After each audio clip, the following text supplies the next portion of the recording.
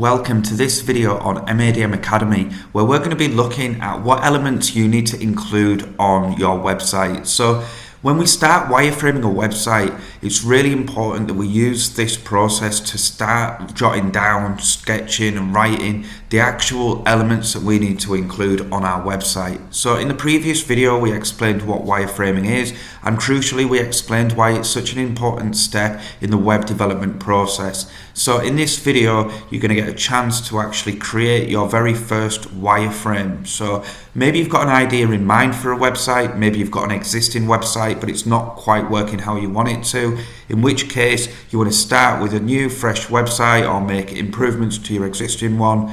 So we need to start whatever website we're creating with the wireframe. By doing this, we're going to have a reference guide, a document that we can refer back to and look at and see which elements we're going to include, and more importantly where they are going to be.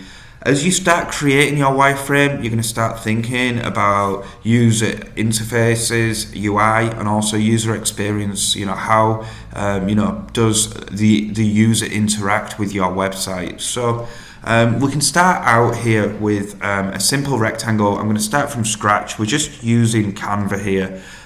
You can use Figma, you can use a notebook, you can use a scrap of paper. It doesn't really matter. We're not creating a finished product here. We are literally creating the wireframe. So this is the way that I do it. It's the way that I've seen a lot of other web developers do it. We're using Canva. Feel free to use Illustrator, Photoshop, GIMP, Inkspace, whatever you want to use. You can even do it on Microsoft Word, and that isn't a joke. You genuinely can do this with pen and paper. So it's not about the styling, and do not lose time with this process thinking about fonts and styling and all that different stuff. It's not about that. That's the next stage. Wireframing is just making sure we've got all the elements on our website that need to be on there, and how they're going to be laid out as well. So we always start with a little rectangle, keep it simple, change the color to white, give it a little border, maybe of a 1 pixel border, and what we do here is just create a desktop rough dimension. So it doesn't need to be a precise dimension, remembering that all monitors vary in size and dimensions.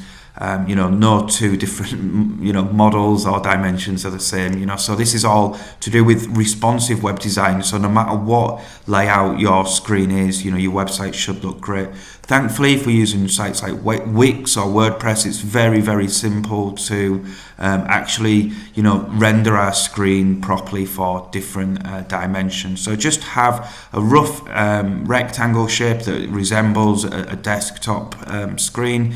Do the same here for a mobile device as well. A lot of people do it for iPads, tablets as well, which is more like that. But to me, it ends up looking exactly the same as the mobile version as well. So there's no point in really doing 3. We'll just keep it to 2 for now. So we've got the desktop, we've got our mobile version as well. You don't need to do anything fancy with this. If you really want, you could, if you really wanted to get like a smartphone graphic here and do it within this, but it's very unnecessary at this point. Maybe when it comes time to styling it, but even so, you don't have to do that. And certainly for the wireframing process, you're kind of making it needlessly pretty, which the prettiness of the design, the UI, the UX, that can all come later on. But for now, we're just making sure that the elements that are on our screen are going to go on this wireframe. So we did mention this in the previous video. If you didn't watch that and you're straight into this one, then I'll just recap a part that we'd actually explained in that, which is the above the fold. So above the fold is a term that comes from the newspaper industry. So when newspapers were folded, they wanted to have all the important parts of that front page above the fold, so that somebody that was coming along to maybe pick up a newspaper could see at least part of the headline there above the fold. So it's a term that we use in web design as well. So above the fold is anything on the screen before the user scrolls down. So when you first load up a website, what do you see, whether it's on desktop or mobile? prior to scrolling down. It's so important that you make the most of the above the fold section of your website. So for that reason, what I do here is create these two rectangles which are going to contain the above the fold content, and then I'm also going to do a duplicate of these, which I can do here just below this. And what we'll do here is, because most websites do require the user to scroll down to see all of it, we're actually going to have it like this. So we'll have the section here at the top of our wireframe, and we'll do the same here with the phone as well. So this is almost like, as the user scrolls down, this is what they'll be seeing. Back to the above the fold section. Now this is going to vary from website to website, of course. Every website should look different. If you want to get some ideas, then I really like glance.fyi. Glance.fyi is a very simple website, and what it does is it just gives you examples of really, really great websites that are currently out there. So it's got Dropbox. They change all the time. I'm trying to see what this is. I can't actually see what that logo was there. Intercom, Miro, Netlify, Asana, etc. down here. And these are going to give you some really great examples of amazing looking websites. So always check glance.fyi out. They change all the time, and you can see how different these websites are. But actually, when you start breaking it down, there's going to be some similarities here, and actually it's these similarities that are used kind of across most websites that we want to make sure we're including as well. It's not all guesswork as to why we have these clear call to actions in the right hand corner, for instance. If we look at these websites here, every single one of them has these clear buttons, top right, top right, top right. Admittedly, the one on here is quite difficult to see, but as we scroll down top right, there's a call to action in the top right of all of these screens, all designed and created by different companies for different purposes. But we can see that, in the top right, there's a call to action in every single one of these. There's a couple where it's difficult to see, but actually on all of them there is a clear call to action for the majority of them, top right hand corner. So it's little things like that that we maybe overlook, but we really want to be including in our website. These companies, some of them worth millions if not billions.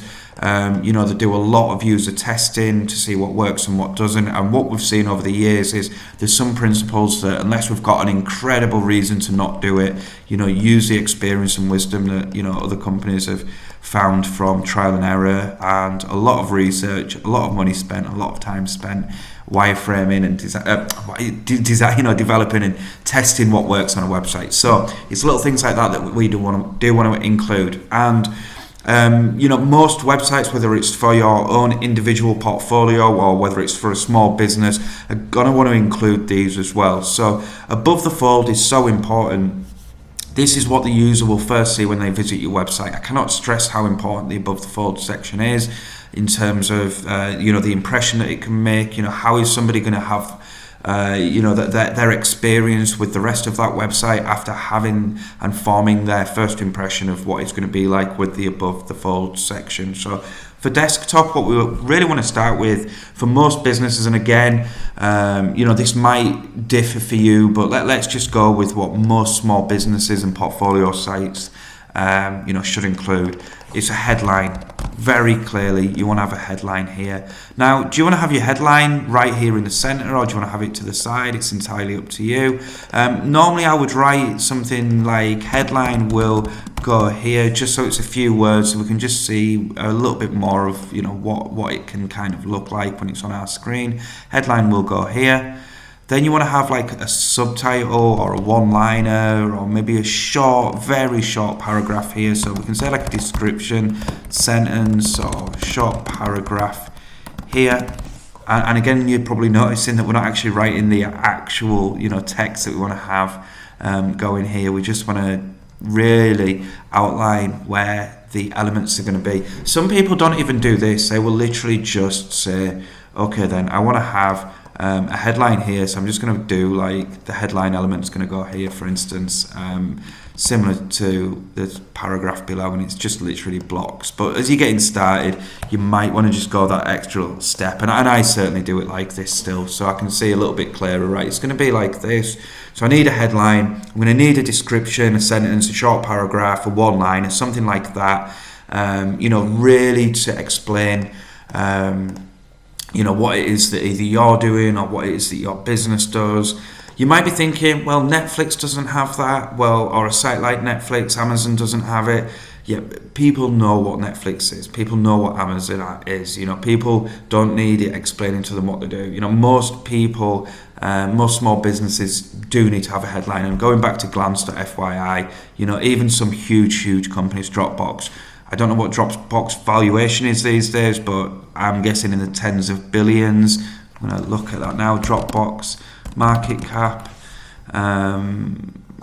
It's like market cap of like $11 billion. So, if it in $8 billion, whether it's 8.11 or something, 8 to $11 billion, whatever it was, multiple $billion company, is still having to explain like a little bit about what they do and why it's important, then, I'm sure we do as well. So this one here, online whiteboard meets productivity platform. That's an amazing headline.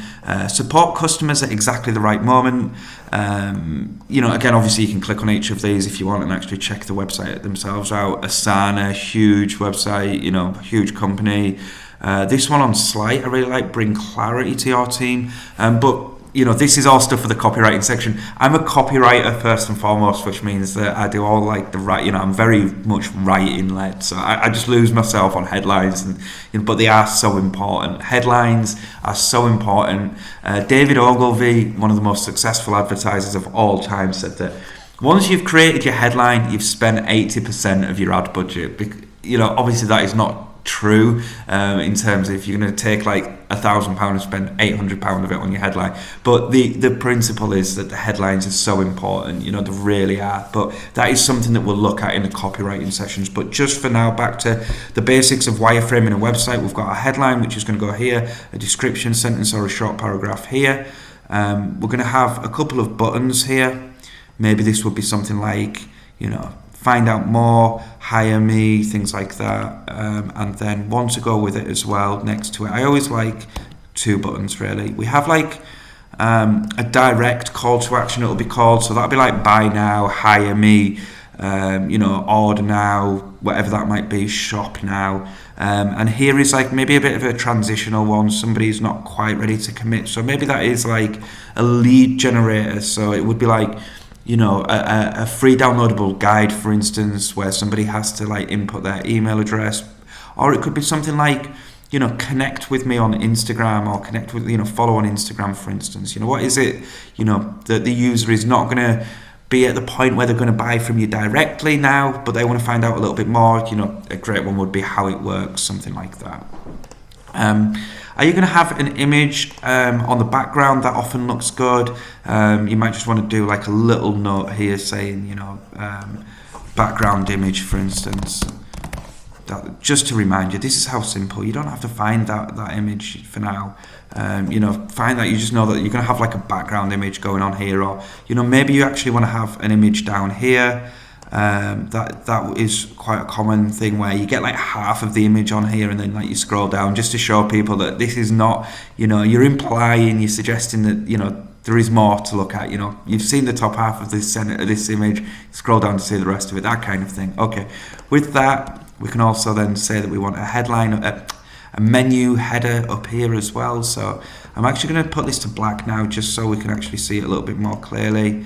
A little off black there. We want that call to action button, this big one up here, which could be like hire me. This is your like primary, this is what I want you to do button up here. Free trial, sign up now, join, buy now, whatever it might be. Okay, I'm going to change this to yellow just so you can see it a little bit clearer. And then over here on the left hand corner we can put maybe logo up here, that's very common. And here is going to be the navigational links. So you don't even need to, if you like, for myself, I wouldn't even write down what they are, but if you're just getting started, then by all means do similar to what we've done here with background image and just say this is going to be like the logo, this is going to be the the clear call to action, the join now button, whatever it might be. And do the same with the elements that are on your screen here. Okay, how's this going to look on mobile? And bearing in mind, you might well want to do this where you've got a slightly different layout, for instance. There's nothing wrong with that.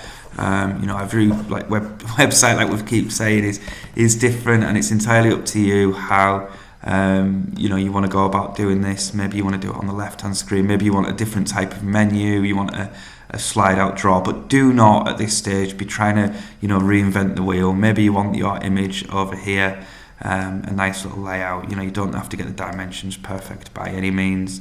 Maybe you want a social media icon or something here as well, so that could be maybe denoted by a little circle, for instance. That's just going to remind you that is going to be like a follow on Instagram button down here or at the top. Quite common, maybe down here, follow me on Instagram, for instance. That's going to be a little Instagram button. Or if you want to go like the next stage, you could just type in like Instagram icon and then put something like that here. So just to remind you exactly what that is. But we're not worrying about styling now. That's just going to be a reminder more than anything that we're going to have that there as well.